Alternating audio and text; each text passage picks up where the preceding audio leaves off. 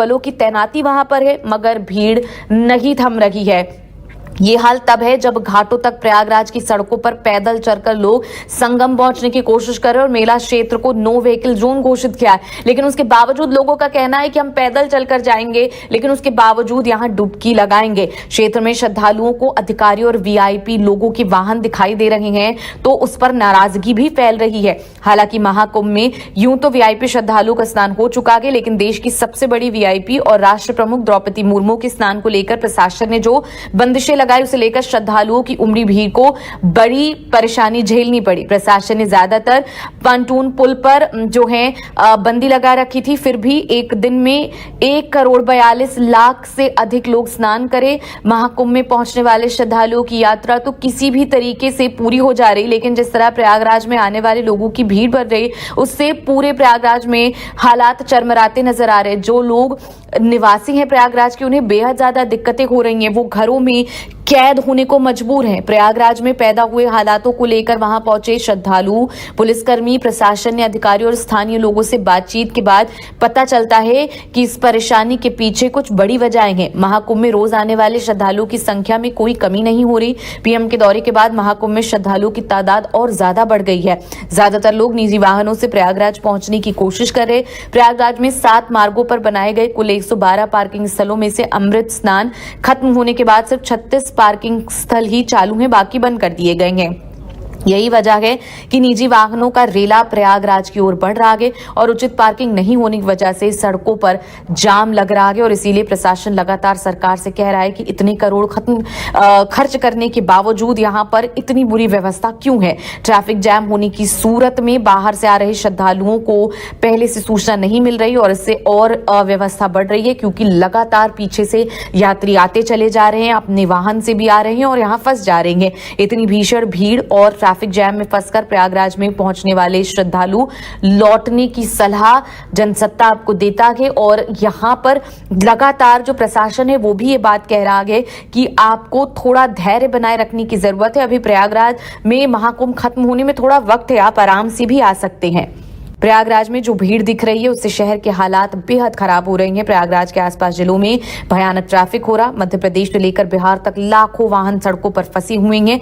ज्यादा लोग आगे ना बढ़ पाए, इसीलिए उन्हें पीछे लौटाया जा रहा है। प्रयागराज की हालत को लेकर समाजवादी पार्टी के अध्यक्ष अखिलेश यादव ने तमाम विपक्षी नेता पर लगातार सरकार और प्रशासन पर सवाल उठा रहे हैं। अखिलेश यादव का आरोप है कि ट्रैफिक जैम में फंसे लोगों को उनके हाल पर छोड़ दिया जा रहा। जमीन पर कोई मंत्री या जिम्मेदार नहीं दिख रहा। व्यवस्था में दिन रात जान से जुटे कर्मचारियों की सुध लेने वाला कोई नहीं है और इस तरीके से आरोप लग रहे हैं और दिक्कतें पैदा हो सकती हैं, क्योंकि ट्रैफिक और इसके अलावा श्रद्धालु जो प्रयागराज में मौजूद हैं वो बेहद ज्यादा तादाद में हैं। ये कर रहा हूँ कि मुझे तकलीफ और परेशानी की जानकारी मिल रही है। अभी अखबारी की अगर बात माने तो 300 किलोमीटर का लगभग वहाँ पर जाम लगा हुआ है। प्रयागराज में जितने भी रास्ते हैं आने जाने के, सब पे जाम है। पहली बार ऐसा देखने को मिल रहा है कि प्रयागराज के लोग हाउस अरेस्ट हो गए हैं। वो ना बाहर जा सकते हैं, ना कोई उनके पास मिलने आ सकता है। जो इंतजाम सरकार को करने चाहिए थे और सरकार ने सबको बुलाया है। 100 करोड़ का इंतजाम करने वाले 40 करोड़ का इंतजाम क्यों नहीं कर पा रहे हैं? और तब जब इनकी डबल इंजन की सरकार है, बजट दिल्ली ने भी दिया होगा, यूपी ने अपना 10,000 करोड़ से ज्यादा पैसा लगाया। सोचिए, कल्पना कीजिए, अभी तक का सबसे महंगा ये कुंभ होने जा रहा है। अभी तक किसी ने भी इतना पैसा नहीं खर्च किया होगा जितना इस कुंभ में खर्च हो रहा है। अगर 10,000 करोड़ से ऊपर पैसा खर्च हुआ है और दिल्ली की सरकार ने भी मदद की है, तो ये व्यवस्थाएं क्यों नहीं बना पा रहे हैं? लोगों को सुविधा क्यों नहीं दे पा रहे हैं? लोग वॉशरूम कहाँ जाएं? गाड़ियों में कैद हैं, गाड़ियां चल नहीं पा रही हैं। अब दो मुख्यमंत्री ट्रैफिक का इंतजाम कैसे करें, मैनेजमेंट के लिए उतर पड़े हैं। यूपी के मुख्यमंत्री तो पहले से ही इंतजाम में निकल पड़े। सुनने में आ रहा है कि मध्य प्रदेश के भी मुख्यमंत्री निकल पड़े हैं। और फिर वहाँ पर फौज का किला है, अकबर का किला है, जो बिल्कुल संगम नोज के पास है। अगर सरकार ने उसको क्यों नहीं लिया? वहाँ पर बड़े पैमाने पे लोगों को सुविधा मिल सकती थी। वहीं पर बट वृक्ष है, वहीं से सरस्वती नदी निकलती है। तो कम से कम फौज से ये सहयोग ले लेते। जब सरकार के हाथ में इंतजाम नहीं था तो फौज को साथ लेकर के और कम से कम किले को भी इस्तेमाल में लाते, जिससे कुंभ में आने वालों को असुविधा नहीं होती। बिहार के समस्तीपुर रेलवे स्टेशन पर स्वतंत्रता सेनानी एक्सप्रेस रुकती है और श्रद्धालुओं की भारी भीड़ अंदर दाखिल होने के लिए मशक्कत करने लगती है। कुछ ही मिनटों में ये ट्रेन ठसाठस भर जाती है और सैकड़ों लोग बेबस होकर बाहर खड़े रह जाते। स्टेशन पर भीड़ का ये आलम है कि कुली 1000 रुपए लेकर इमरजेंसी विंडो के जरिए यात्रियों को ट्रेन में चढ़ा रहे, लेकिन भीड़ इतनी है कि ट्रेन का जनरल कोच और स्लीपर कोच सब एक बराबर हो चुके हैं, जिसे जहां जगह मिल रही वहीं प्रयागराज जाने के लिए ट्रेन में घुसा जा रहा। ये हाल संगम नगरी से करीब 500 किलोमीटर दूर समस्तीपुर का है। इससे अंदाजा लगाया जा सकता है कि कितनी बड़ी तादाद में देश भर से श्रद्धालु प्रयागराज पहुंच रहे हैं। समस्तीपुर रेलवे स्टेशन ही नहीं, यूपी समेत मध्य प्रदेश, बिहार, दिल्ली के तमाम रेलवे स्टेशनों पर भीड़ का ऐसा ही हाल है। सड़क पर कई किलोमीटर तक का जाम है। यहां तक कि प्रयागराज की ओर आने वाले वाहनों को जाम की वजह से जिले में दाखिल होने के लिए बहुत मशक्कत करनी पड़ रही है और कई लोगों को वापस लौटाया जा चुका है। सड़कों पर गाड़ियों का सैलाब आया हुआ है। रेलवे स्टेशनों पर भारी भीड़ जमा हो चुकी है और प्रयागराज जाने वाली ट्रेनों में जगह है ही नहीं। ऐसा तब है जब सरकार ने 100 से ज्यादा स्पेशल ट्रेनों को प्रयागराज रूट पर लगाया था। प्रयागराज में इस सदी का सबसे बड़ा धार्मिक समागम चल रहा है और महाकुंभ में रोजाना लाखों की संख्या में श्रद्धालु पवित्र स्नान कर रहे।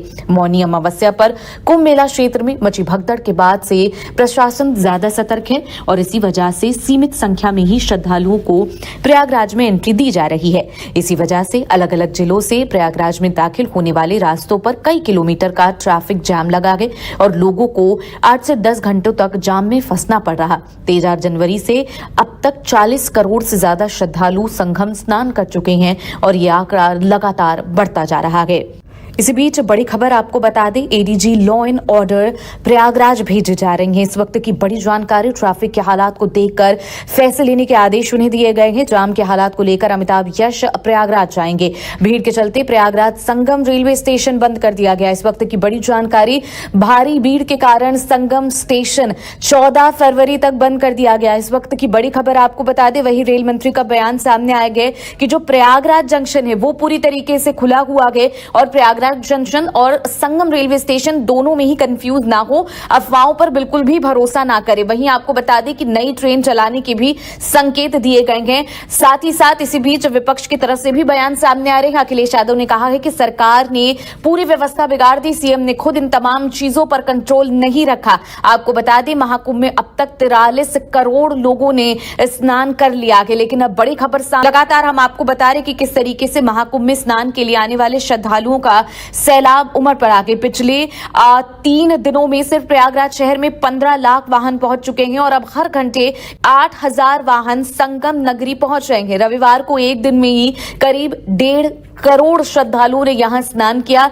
भीड़ और भयानक ट्रैफिक जैम की तस्वीरें देखकर पूरी दुनिया हैरान है। फिर भी आस्था के इस महाकुंभ में श्रद्धालुओं के जमावड़े